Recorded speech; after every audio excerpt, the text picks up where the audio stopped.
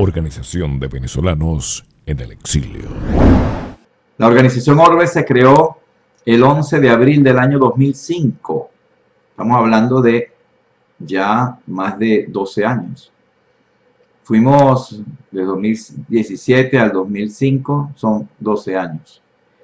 Fuimos 40 venezolanos que nos dimos cuenta que nosotros mismos éramos las personas que estábamos esperando para tomar esta iniciativa. Esta fue una iniciativa que surgió de la base, de la misma comunidad de venezolanos exiliados. No somos el brazo ejecutor de ningún partido político, ni de ningún grupo económico o de otra índole. Y claro, eso nos hace únicos porque surgimos realmente de la base. Y muchas personas que de alguna manera han visto o pueden ver afectados sus intereses particulares con la creación de Orbex, se preguntaron, bueno, ¿y ustedes a quién les pidieron permiso para crear Orbex? Y como si tuviéramos que pedirle permiso a alguien. Surgió de la base, 40 venezolanos, y establecimos 3 objetivos fundamentales. El primero, abrir y transitar un camino para lograr la protección de los venezolanos exiliados. Porque hay el peligro de que sean deportados y estamos buscando eso desde que nos creamos a través de un DED, que es una orden ejecutiva que solo puede otorgar el presidente de los Estados Unidos. DED significa diferir la deportación y es una medida que puede tomar el presidente mediante un memorándum. Hasta ahora no ha habido esa protección, que se la pedimos a Bush y se la pedimos a Obama. Bush nos recomendó que cada venezolano hiciera un asilo, y Obama lo único que nos dijo fue que el sistema de migración estaba totalmente colapsado. Una carta muy bonita, pero al final no nos dio ninguna solución, ni siquiera dijo que hicieran el asilo a las personas. Fue por eso que en el 2015 hicimos el asilo genérico gratuito, que fue básicamente, ese fue un nombre que le dimos a una serie de videos mediante los cuales cualquier persona, siguiendo las instrucciones, porque tradujimos la planilla de asilo, que es la planilla de inmigración más larga que tiene inmigración, valga la redundancia, y cualquier persona siguiendo las instrucciones del video podía llenar el asilo por su cuenta sin tener que contratar a nadie, ni siquiera un abogado. Y se le daban las instrucciones de cuántas copias sacar, a dónde enviar, dependiendo del estado donde vivía la persona. Y esto, bueno, nos causó un problema porque los abogados nos cayeron encima. Los que vieron sus intereses pecuniarios, sobre todo, imagínense ustedes, abogados venezolanos que están aquí en Estados Unidos, que se vieron afectados, porque una de las razones por las cuales hicimos eso, para ayudar a nuestros compatriotas que estaban viniendo en masa, en avalancha, era básicamente crear una avalancha de solicitudes, dándoles las herramientas a las personas para que pudieran hacer el asilo. Y al final de cuentas el Florida Bar nos llamó y nos pusieron entre la espada y la pared, y nosotros no estamos en una posición de llegar a una pelea legal nosotros en Orbes con el grupo de abogados más poderoso de los Estados Unidos, por lo cual llegamos a un acuerdo de cortamos por lo sano y sacamos todos los videos del aire. Eso estuvo publicado 1 año y nos hemos enterado que muchas personas copiaron los videos sin nuestra autorización, por supuesto, y han estado ayudando a otras personas. Algunos inclusive han estado cobrando entre 700 y 1.200 dólares, y eso escapa de nuestras manos. Y creemos que eso ha ayudado a que realmente haya una avalancha de asilos sin precedentes en la historia de este país y de Venezuela, donde en este momento Venezuela es el país número 1 solicitante de asilo, por encima de la China, que la China tiene 40 veces más habitantes que Venezuela.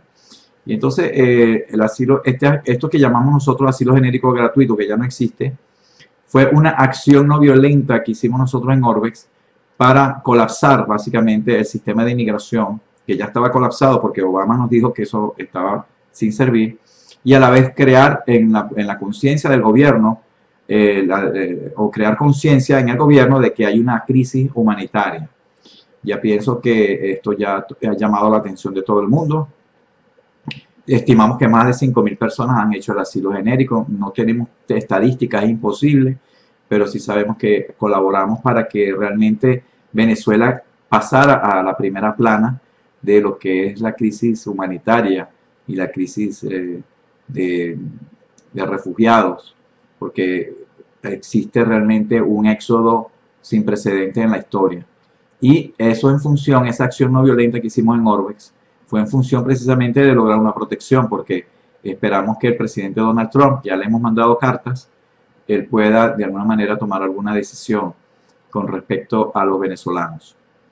Ese es el primer objetivo de nosotros, abrir y transitar un camino para lograr la protección de los venezolanos. El primer objetivo de Orbex no es crear una plataforma política para en un día de mañana tener una candidatura o tener unos curules o optar por unos cargos públicos. Ese no es el objetivo de Orbex. Tampoco el objetivo de Orbex es aprovecharse de la situación de Venezuela para entonces nosotros vivir de la tragedia venezolana. Es decir, instaurarnos ligando que bueno, que siempre haya crisis en Venezuela porque eso nos va a convenir a nosotros en nuestra existencia. Y nosotros realmente no queremos eso. Es más, nosotros no queremos que Orbex siga existiendo para siempre. Queremos que el exilio se acabe y que realmente todo en Venezuela vuelva a la normalidad. Porque existe el peligro, no en nosotros, pero en muchas organizaciones o en muchos grupos, no puedo decir quiénes, pero sabemos que existe el peligro de que la gente haga de la tragedia de Venezuela un modo de vida. Y realmente nosotros no queremos eso. Y entonces, de hecho, nosotros tenemos un centro de ayuda, aparte del primer objetivo, y el segundo objetivo es tener un centro de referencia donde el recién llegado pueda adaptarse lo más rápido posible a esta vida del exilio, que es una vida dura, un quiebre con respecto a la cultura, al idioma, y en muchos casos deja secuelas para el resto de la vida donde se han destruido familias. Y el tercer objetivo, en base a lo que estábamos hablando del primero, que nosotros no queremos estar aquí para toda la vida, en el tercer objetivo nosotros estamos promoviendo los valores y principios de la solidaridad, la convivencia mutua, el servicio, la libertad, la democracia, el respeto a los derechos humanos.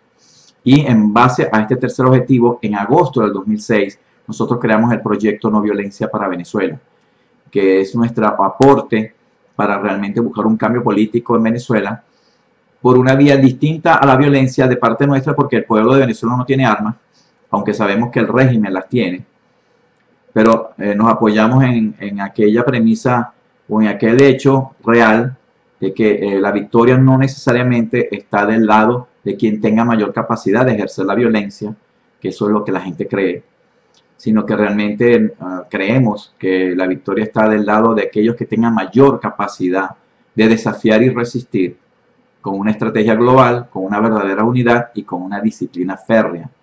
Y entonces hemos estado promoviendo lo que es la lucha no violenta estratégica, que no son marchitas, no son manitos blancas. La gente no tiene idea de lo que es la lucha no violenta estratégica porque la confunde con pacifismo, que es no hacer nada, o que es estar protestando, porque las protestas son realmente acciones, son reacciones ante una situación dada, cuando la lucha no violenta estratégica, en vez de ser una reacción ante una situación, viene siendo una acción que se hace en contra de un enemigo para socavar las bases del poder, desestabilizarlo y derrocarlo.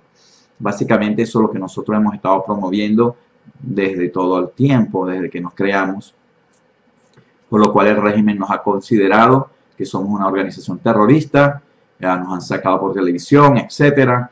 Nosotros no podemos volver a Venezuela y no solamente el régimen nos considera enemigos, sino también esta oposición, falsa oposición que llamamos nosotros, de la Mesa de la Unidad Democrática, quienes han satanizado nuestras labores, catalogándonos de violentos, de anarquistas, de magnicidas, para satanizar lo que hacemos y desvirtuar lo que hacemos, porque realmente hemos descubierto y hemos visto, y es más que evidente, que esta oposición, que se llama oposición, que no es oposición, está realmente subsistiendo con el régimen para tener un monstruo de dos cabezas y mantener un status quo per secular seculorum, para decirlo de alguna manera, es decir, para siempre. Esos son los tres objetivos de nosotros en Orbex.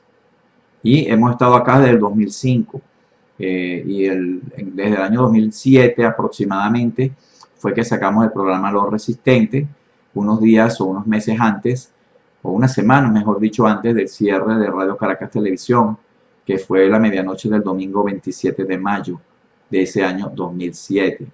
Imagínense ustedes, eso fue hace ya 10 años. Ya más de 10 años y aquí seguimos en esta lucha. Una lucha que no es de velocidad, es de resistencia.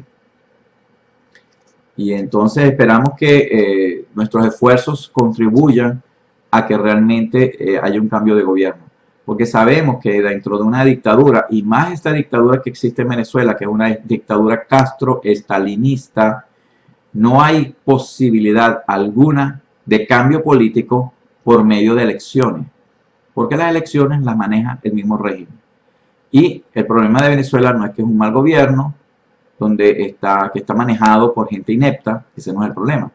El problema es que en Venezuela existe una invasión no convencional de un país extranjero utilizando agentes subsidiarios que son los miembros del PSUV que llevan a cabo una agenda supranacional de control del hemisférico de las democracias, donde ya han tenido éxito en Bolivia, donde han tenido éxito en Nicaragua, donde han tenido éxito en Ecuador, que están trabajando y tienen agentes, el Foro de Sao Paulo, que es este grupo, en diferentes países, entre ellos Chile, el Michelle Bachelet, por más que digan que es muy moderada, esa señora es parte de este proyecto del Foro de Sao Paulo.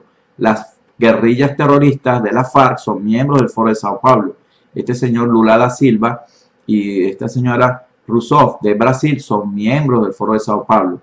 Y aunque usted no lo crea y le parezca difícil, porque es tanto el bombardeo de los medios convencionales o los medios tradicionales, o aquellos medios que se llaman independientes, que simplemente existen en Venezuela para poder subsistir en dictadura, no muestran el hecho, por ejemplo, de que este señor Luis Almagro, que tanto lo alaban y tanto le hacen honores y menciones, este señor Luis Almagro es parte del mismo proyecto supranacional del Foro de Sao Paulo.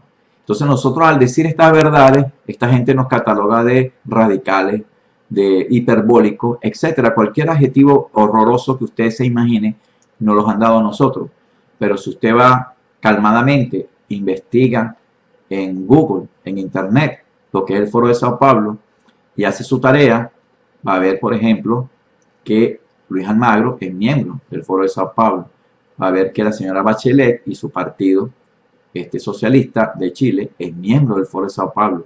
Y usted se va a empezar a darse cuenta de que el enemigo que tenemos no es un inepto como Maduro, sino que es un proyecto que no respeta fronteras.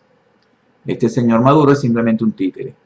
Entonces, en eso es que estamos nosotros acá diciendo la verdad del enemigo que tenemos. Por ejemplo, en Colombia ya están a un paso ya de que se instaure en Colombia un gobierno parecido al de Venezuela.